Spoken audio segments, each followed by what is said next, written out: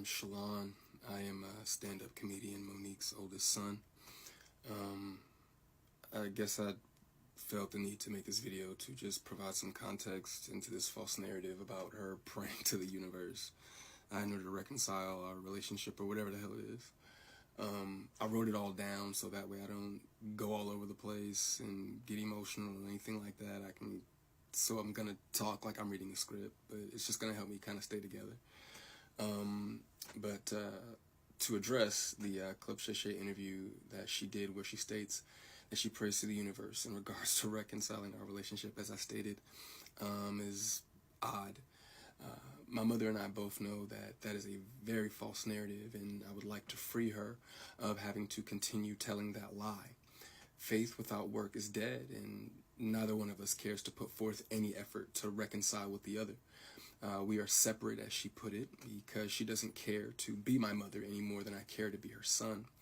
Neither one of us has had the desire to reach out to the other in a very long time, and I don't think that either of us anticipates that feeling ever returning. Speaking with my mother directly, in my experience, will either lead to some odd newfound moment of clarity in regards to how she was as my mother, or she retreats back to daddy to move forward with a conversation. And I'm tired of hearing my mother's truths. Newsflash, I'm not sure if people know, but standing in your truth doesn't make you noble. I'm not sure if people are aware of that. But responding this way, I feel as though it allows me to say my piece uninterrupted. To those wondering, well, why say something now? Call it a form of therapy for me, I suppose. But when her daddy had intentionally stated that they have 3 sons, but his wife is on the internet talking about the 4th son in a video that has millions of views, that rubbed me the wrong way.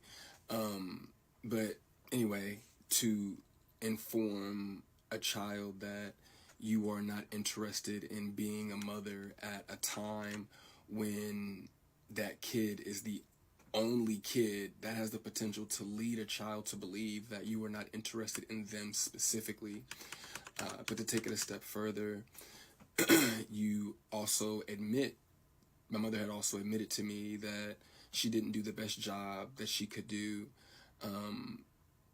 which would also make one begin to question, all of your past decisions and prior emotional interactions. But to be completely honest and fair, those were things that I was willing to get over. Nobody's perfect, we're all human, but my mother showed a clear lack of humility, compassion, and consideration when taking any level of accountability for those things. My mother does a fantastic job of acknowledging a lot of things, but she doesn't take accountability very well, and anything that she may take true accountability for, it's only at her convenience, in my experience. But if I had to guess, though, her interest in being a mother probably started around the time that she married her daddy and had his children. But that interest, obviously seemed one-sided, and as it should have been. By that time, I'm in my late teens, so to some degree, the the neglect becomes easier to hide or validate, I guess you could say. There are now 2 baby boys in the house, that require attention. But still, during that time, however, I still watched her enjoy the love and admiration of total strangers more than my own. To this very day, my mother has never expressed to me when, if ever, she became interested in me as her son. That did lead me down a path of questioning my self-worth and struggling to understand the value of a mother in a child's life. In the interview, she also states that she gave me an apology, but an apology to a son from a mother that consciously showed no interest in him holds no weight. There are still women to this day that my mother will give credit to for being more of a mother to me than she ever could. Her assistant, my cousin, being one of them. Every time, though, that my mother would state that she was right here whenever I was ready, That ideology still blows my mind today, that a person could openly admit to being an uninterested, not put my best foot forward type of parent, and be so self-centered that they still express to the kid, you have to come to me when you're ready. You got to come to me for us to make this right. Okay. But I'm not sure what my mother could possibly think that she has shown me in the past or have for me now that's not money, goodness gracious, that would make me want to come to her, or whatever those feelings are supposed to be. A mother is supposed to be the first woman that a boy falls in love with. I loved my mother very much, but my mother loved things more than she loved me, and she would validate her love for me by giving me things, and would proceed to call me ungrateful or inconsiderate if said things did not have the desired effect.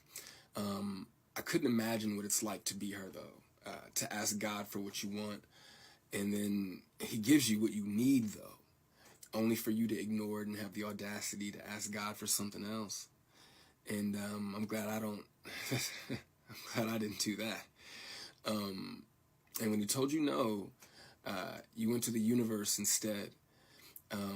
By no means, though, do I want to give off any type of an impression that I am a victim of anything. It's not the case. As you can see, I'm smiling from ear to ear. I'm alive. I'm happy. I'm a dad. I'm healthy, I think. I drink a lot of water. I'm getting over a cold now. I still have my days just like everybody else. And, there were a few things that she did teach me along the way. I did learn how not to love from my mother. I also learned to make sure that I never lose so much of who I am that I have to validate it through another person. And though I feel as though, in hindsight, I think she did it reluctantly, I do appreciate my mother, for showing me what the top of the mountain looks like. You know what I'm saying? It did give me perspective on what hard work and dedication can get you, but I don't want something like that at the cost of giving up something that I created. I don't want it that bad. And speaking of creations, I genuinely, truly, I really did want my mother to have a relationship with my daughter. I even fought through those intrusive thoughts that were, if she wasn't interested in you, what makes you think she's going to be interested in your kid? But it took my mother no time at all to prove that those intrusive thoughts were correct. But what I can say, good for her, the universe did, bless her with three other sons. And God willing, I'm sure that all three of them are adults now. So I'm sure that one of them, God willing, if not all three of them, will make her the grandmother that she wants to be. I still look forward, to that moment for her. But overall, when it comes to the boys, though, I am happy that whenever they do hear me talk, sorry, my phone did something weird, but whenever they hear me talk, they don't know what it is. They can't relate to what it is that I'm saying. My experience with my mother is not their experience, with our mother. So my prayer for her and them is that they continue to see her the way that they see her now. I do also want to make sure that I say thank you to my mother for giving me life. Without that moment in time, I wouldn't have had my little one. But outside of that moment, there isn't anything that either of us has to offer the other. In my opinion, it's a waste of God's time and the universe's time for praying for something that you were not willing to put forth any effort to obtain. Putting the work into becoming Monique is more important to my mother than being my mother. And I do not believe that it was never about her being there and waiting for me, but it was supposed to be about me being there and waiting for her. My mother's value had reached such a low point in my life that I no longer found it necessary to either want to wait for her or even go to her.